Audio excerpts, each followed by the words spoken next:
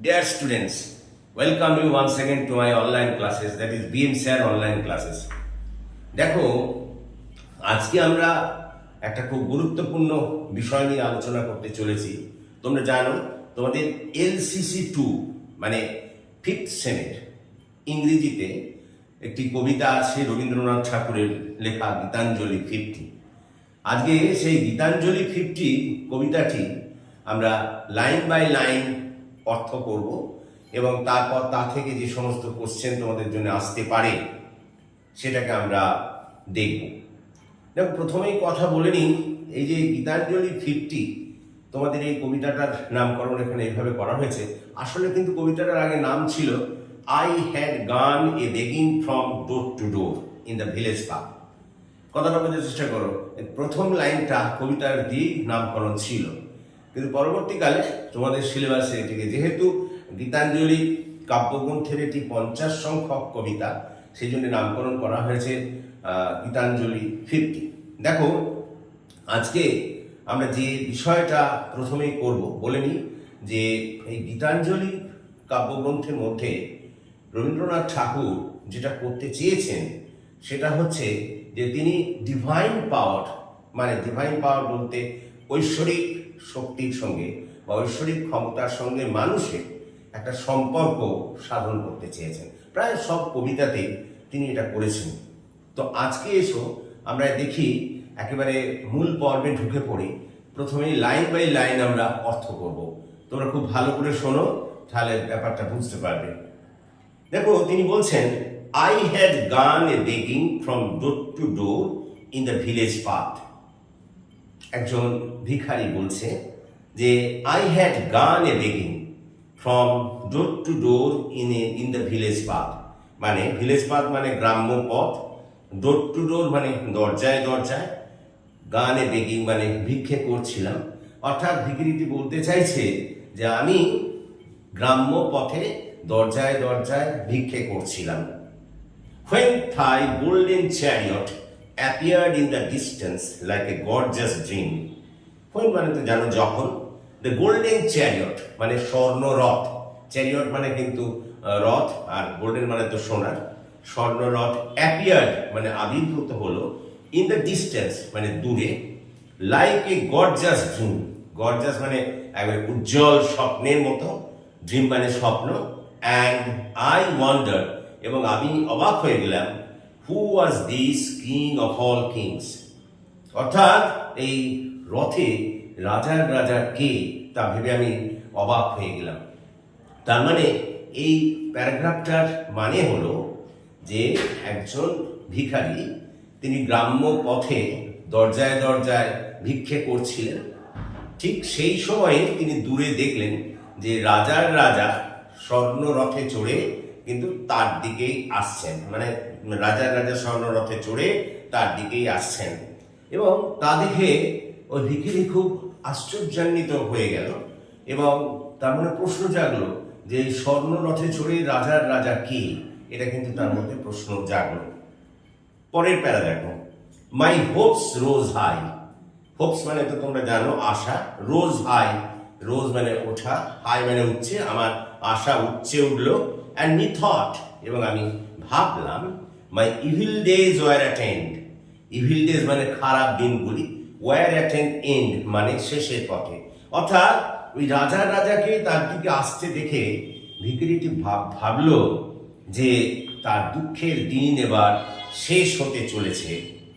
and I stood waiting মানে আমি অপেক্ষা করতে থাকলাম, ওয়েটিং মানে অপেক্ষা করা, ফর আর্মস ভিক্ষার জন্য, to be given unasked, unasked মানে অযাচিত ভাবে, যে ভিক্ষা অযাচিত ভাবে রাজার রাজা দেবেন, অ্যান্ড ফর ওয়েলথ স্ক্যাটার এবং যে সমস্ত সম্পদ তিনি চতুর্দিকে ছড়াবেন, স্ক্যাটার মানে ছড়ানো, ওয়েলথ মানে সম্পদ, on all sides in the dust, রাস্তার দুদিকে, ডাস্ট মানে ধুলো, রাস্তার দুদিকে ধুলোয় তিনি যেসব সম্পদ ছড়াবেন সেগুলো আমি কুড়িয়ে আমি আমার দুঃখের দিন শেষ করবো, এরকমই ভাবতে লাগলো ভিখারিটি।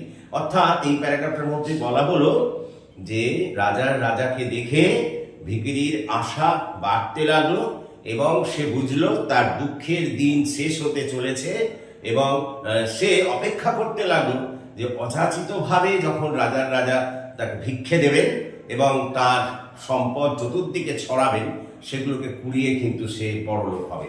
দেখো, এই দুটো প্যারাগ্রাফ যদি আমরা মানে করি তাহলে এরকম হয় যে একদিন গ্রাম্য পথে একজন ভিখারি দরজায় দরজায় ভিক্ষে করছিল।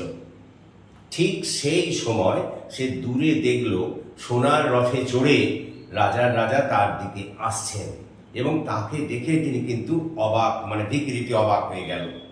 তারপরে প্যারাগ্রাফে লিখছেন তিনি যে ওই রাজার রাজাকে দেখে ভিখিরির আশা কিন্তু বাড়তে লাগলো, এবং ভিখিরি ভাবলো যে তার দুঃখের দিন শেষ হতে চলেছে, কারণ অযাচিতভাবে যে ভিক্ষা রাজার রাজা দেবে সেটা সে নেবে, এবং রাস্তার দুপাশে ধুলোয় যেসব ওই সম্পদ সে রাজার রাজা ছড়িয়ে দেবে সেগুলোকে সে কুড়িয়ে বড় লোক হবে, তার দুঃখের দিন কেটে যাবে।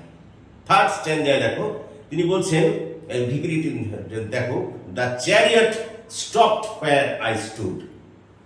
দ্য চ্যারিয়ট মানে বলেছি রথ, স্টপড মানে থামলো, হোয়ার আই স্টুড রথটা যে রথে রাজা রাজা ছিলেন সেই রথটা এসে আমার সামনে এসে দাঁড়ালো। The thy glance fell on me. Thy মানে আপনার, মানে রাজার দৃষ্টি আমার উপরে পড়লো। And থাউ কেমিস down. থাউ মানে ইউ বা আপনি, কেমিস ডাউন মানে কেম ডাউন, আপনি রথ থেকে নেমে এলেন উইথ এ স্মাইল। স্মাইল মানে হচ্ছে স্মিত হাসছে।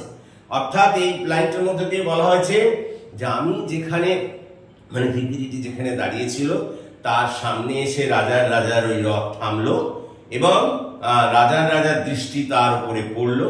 রাজা ওই স্বর্ণ রথ থেকে তার কাছে স্মিত হাসছে নেমে এলেন। I felt that the luck of my life had come at last. I felt মানে ফিলের past form, felt মানে আমি অনুভব করলাম, that যে the luck of my life মানে আমার জীবনের ভাগ্য, had come at last, শেষ পর্যন্ত আমার কাছে এসে পৌঁছেছে। অর্থাৎ যখন রাজার রাজা আমার, ভিখিরিটা বলছে, রাজার রাজা আমার কাছে এসে যখন থামলো এবং গাড়ি রথ থেকে নামলো, তখন ভিখিরিটা ভাবতে লাগলো যে তার দুঃখের দিন শেষ হতে চলেছে।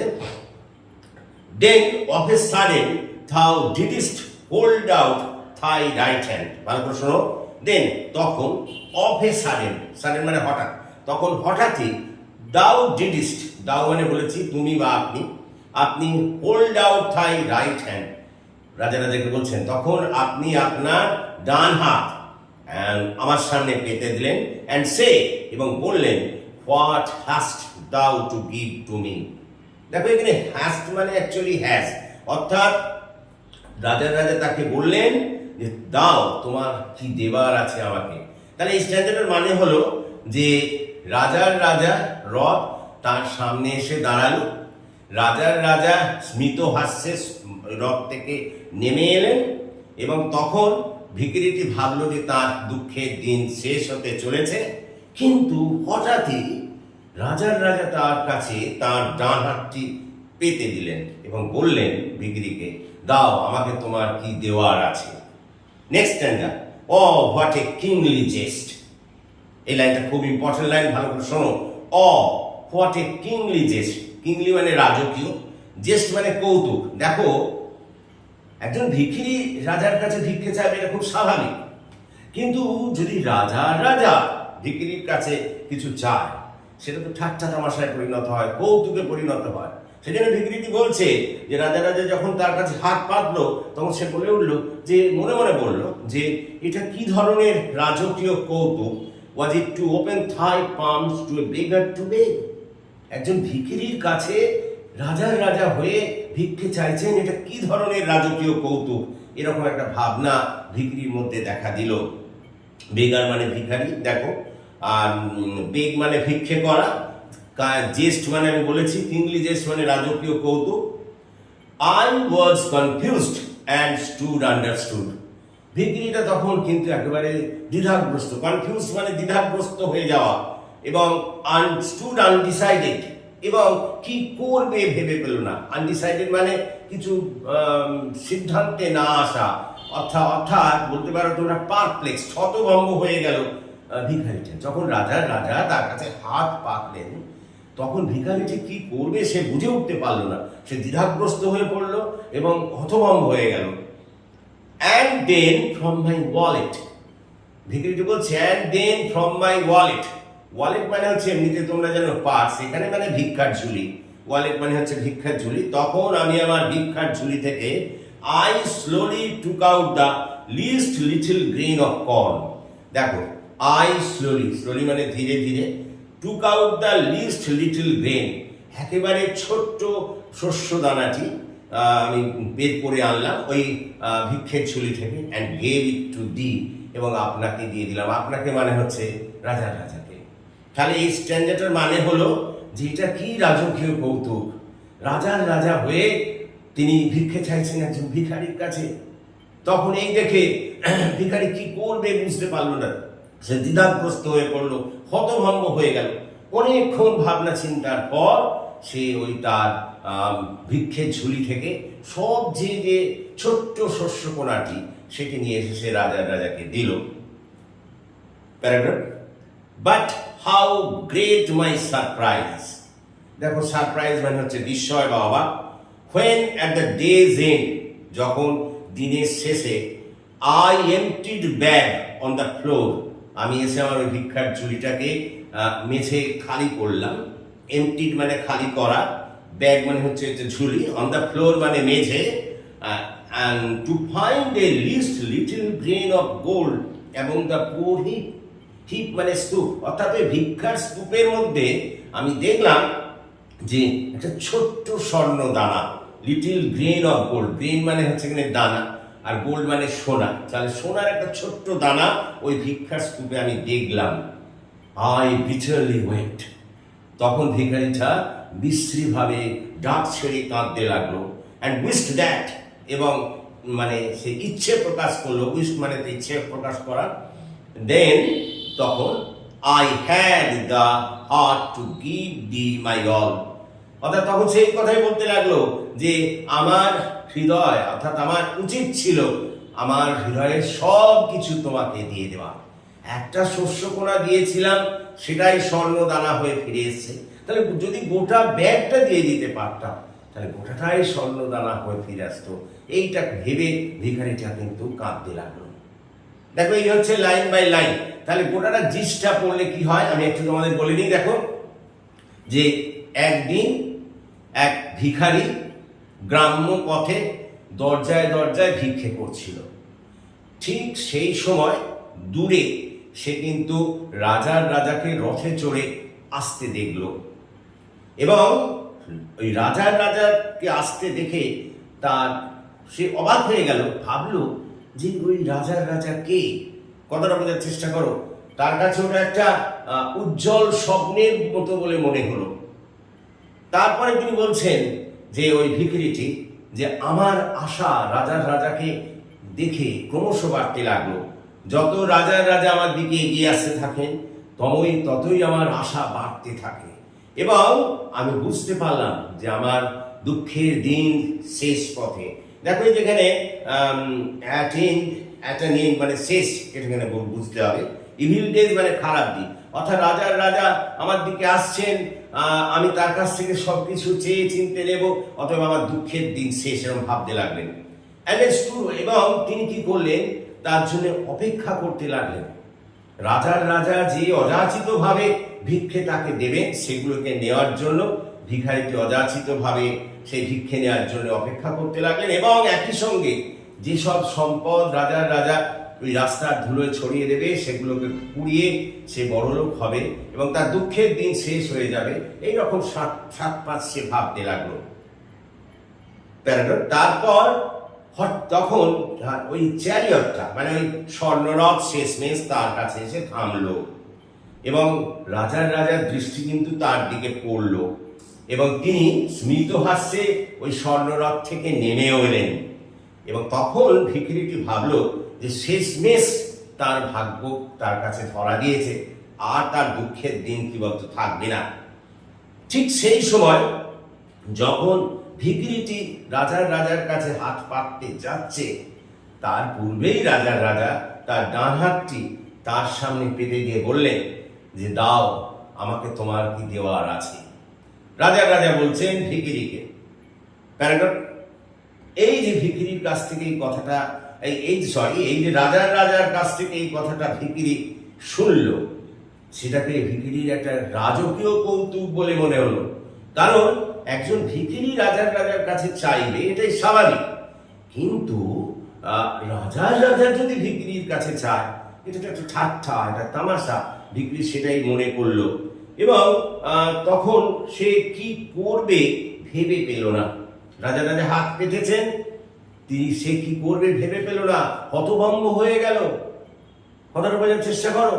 এবং তারপর অনেকক্ষণ ভাবনা চিন্তার পর ওই যে তার ভিক্ষের ঝুলি ছিল, সেখান থেকে সে কিন্তু একটা ছোট্ট শস্য দানা নিয়ে রাজাকে দিলেন এবং রাজা সেই শস্য দানাটি নিয়ে আবার স্মিত হাস্যে রথে চড়ে দিবত সেখান থেকে চলে গেলেন।